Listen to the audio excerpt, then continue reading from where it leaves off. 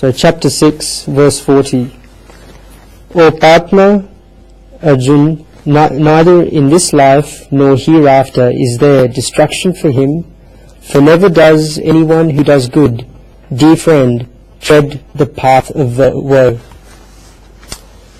This is one of Guruji's favourite verses in the Gita. Sri Krishna gives us an enormous reassurance. Many times it happens that we are doing satkarma, good deeds, for our family, for another person, or for society, or for the world and the people in front of us. Now, when we do those good deeds, people in front that we're performing to may not be grateful towards us. But in fact, they do completely opposite things to us. So they may not give us fame when we were not even doing these good deeds for fame, but we may get ill fame. So at that moment, who is our own? And that is the question. And it's very common when we do good things, we don't get the recognition for what we're doing. We think that all our good deeds are going to waste. We do certain activities authentically and think that there is nobody to recognize this and nobody to listen to us. We are saying the truth and saying it for good causes, and yet the person opposite us does not accept us. And it happens to all of us. You know, we go out and basically do great things for people, help out. We're trying to do it internally for our own self, but also for others. But some people may not actually, credit us or recognize us for these good things. And this is what this particular verse 40 is getting at. We're saying the truth and saying it for good causes, and yet the person opposite us does not accept us. This verse on the Gita Ji gave Guruji a lot of courage during a revolutionary time in his life, when he was aged approximately between 20 to 25 and when he was attending college. Guruji says that he wrote this verse on a note and stuck it on the switchboard when he was living at his hostel. And when he moved into a house and he bought a house, he wrote the words, Nahin kalyan krit kachit durgatam tata gajati. Never does anyone who does good, dear friend, tread the path of woe. This verse has given him guidance and hopefully a number of you during some important times in his and your lives respectively.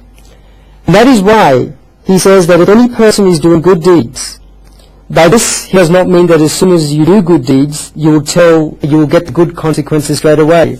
It is not as if you do good deed with your right hand and get good consequences in your left hand.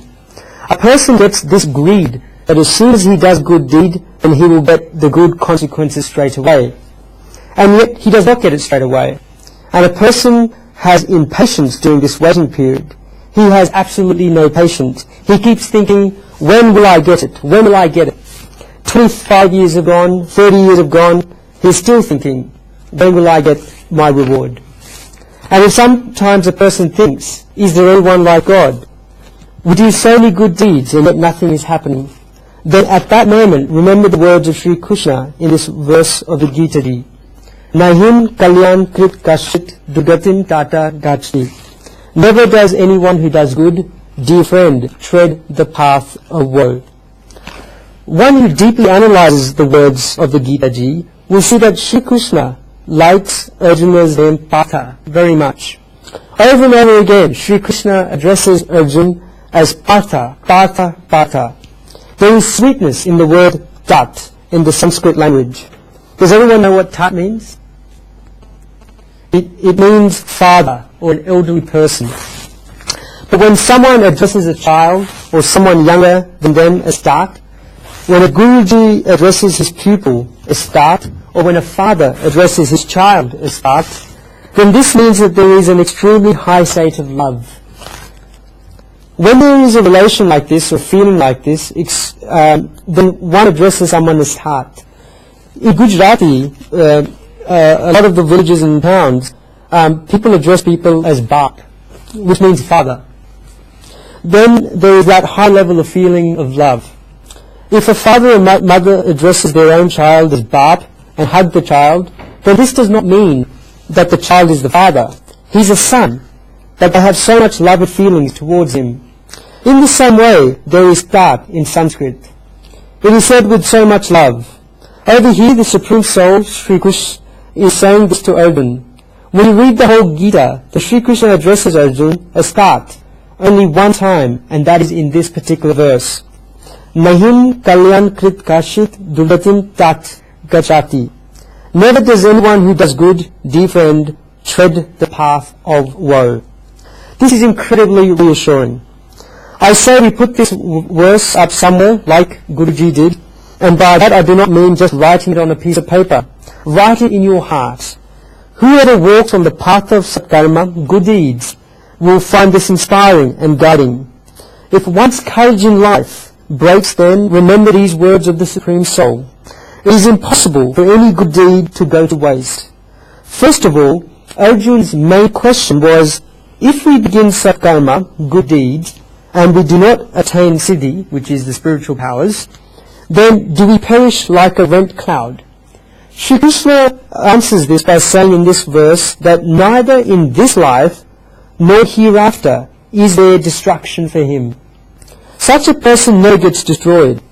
Shri Krishna says, Arjuna, it is impossible for there to be destruction to the state at which you have reached and in the path of satkarma, dharma, religion. The right path and penances, destruction is impossible.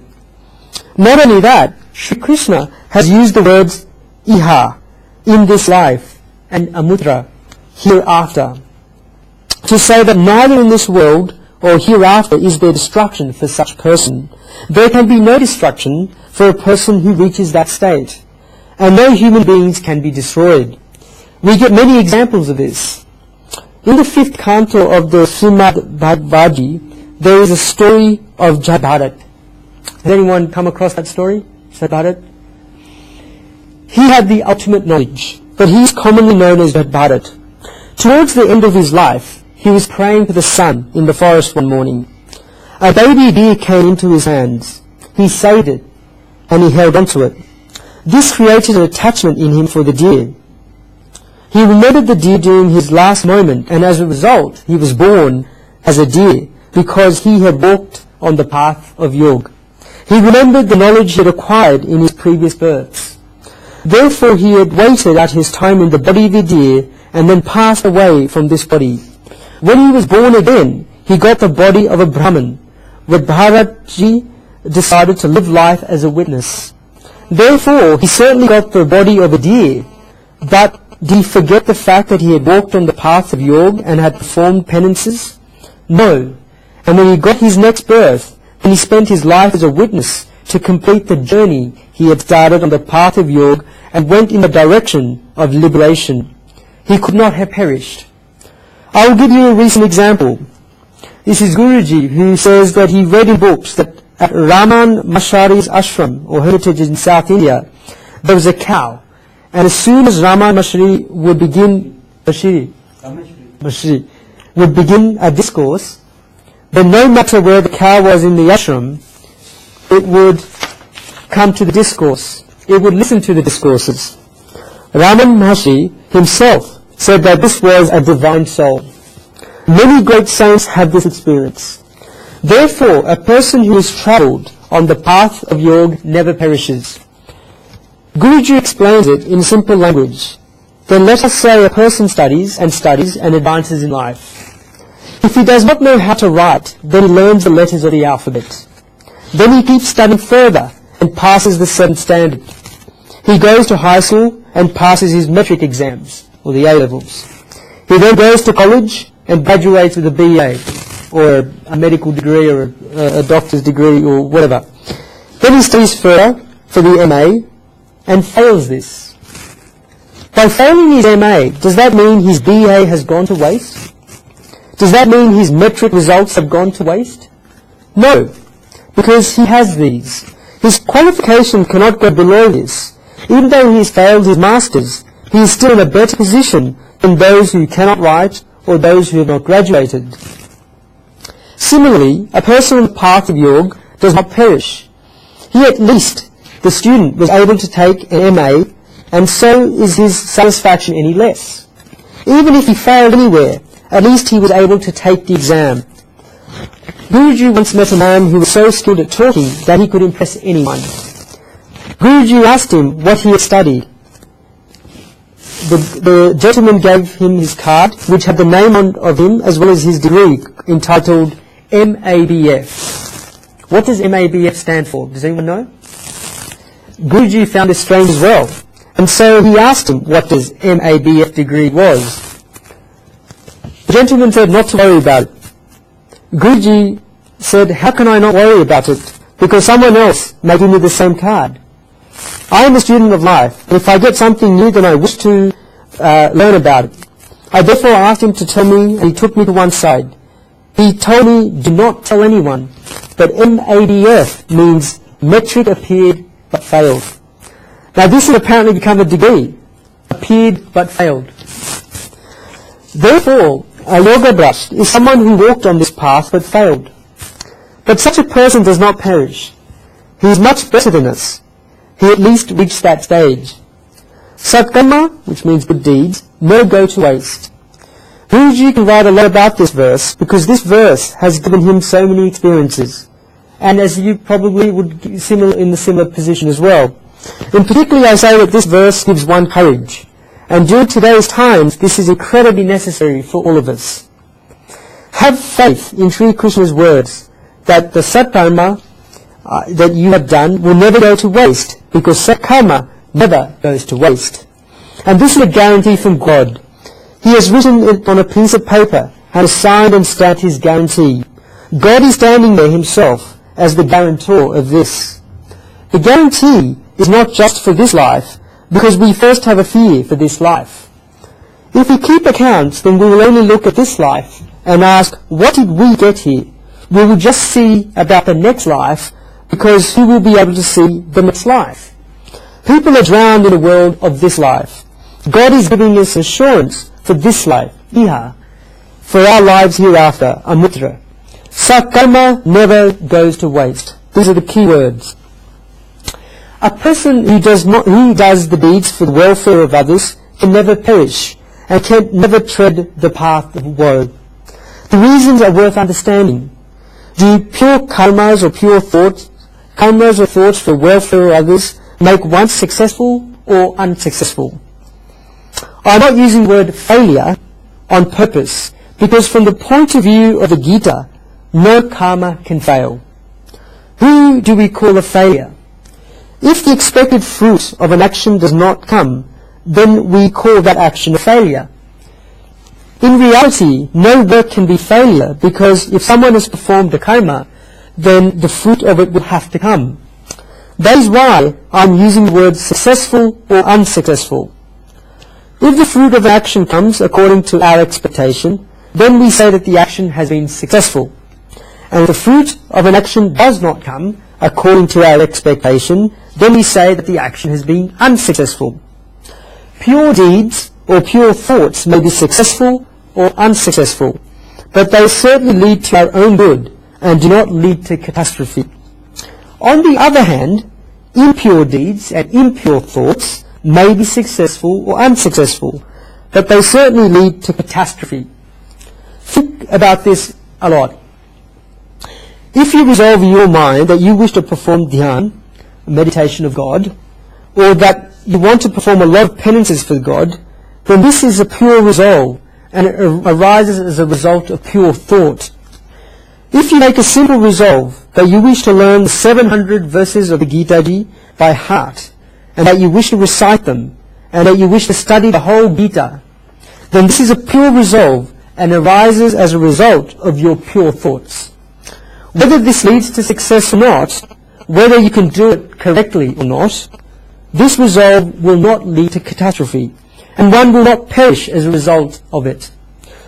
But if you have impure thoughts, for example, that you wish to commit robbery or murder, then whether or not this is successful or not, whether in reality you're unable to complete the robbery or the murder or the crime, this resolve and this thought will certainly lead to catastrophe.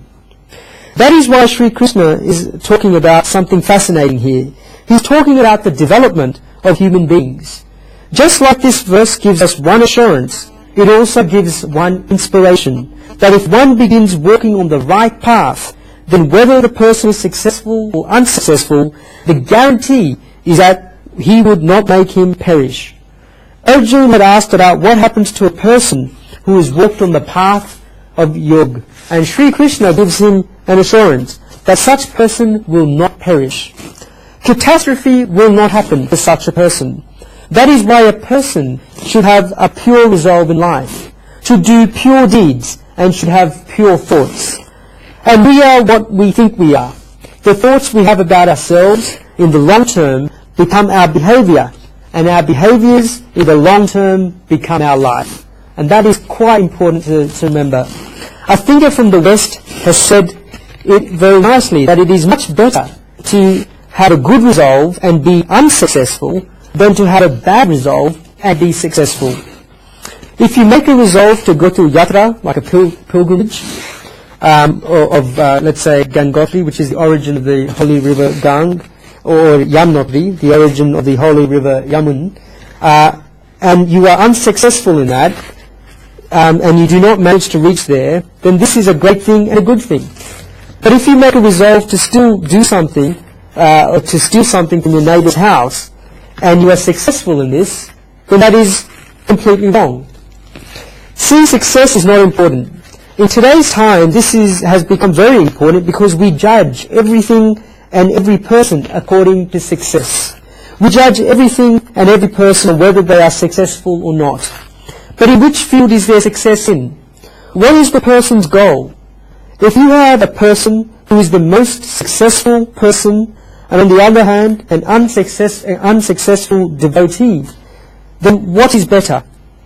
If there is an assurance for an unsuccessful devotee, then this is the one.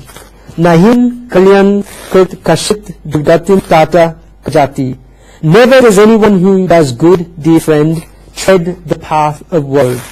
This verse is so incredibly beautiful that one can give a 3-hour discourse for 7 days on just this verse. Guruji can say this out of so many experiences, and as mentioned, I'm sure you have also experienced a lot of similar experiences in connection to this verse. It is such a comprehensive topic that one can get scared of putting his foot into it, because once you put your foot into it, then you will not be able to get out of it. Therefore, everything that we are doing is to show everyone the message of this verse, and it can be analyzed in its meaning very deeply. Remember this again. Nahin kalyan krit kashit durgatim tata kadati. Never does anyone who does good, my dear friend, tread the path of woe. A person who does good never treads the path of woe. Never. There is no catastrophe for such person. That's what happens. The Lord will tell us in the next chapter.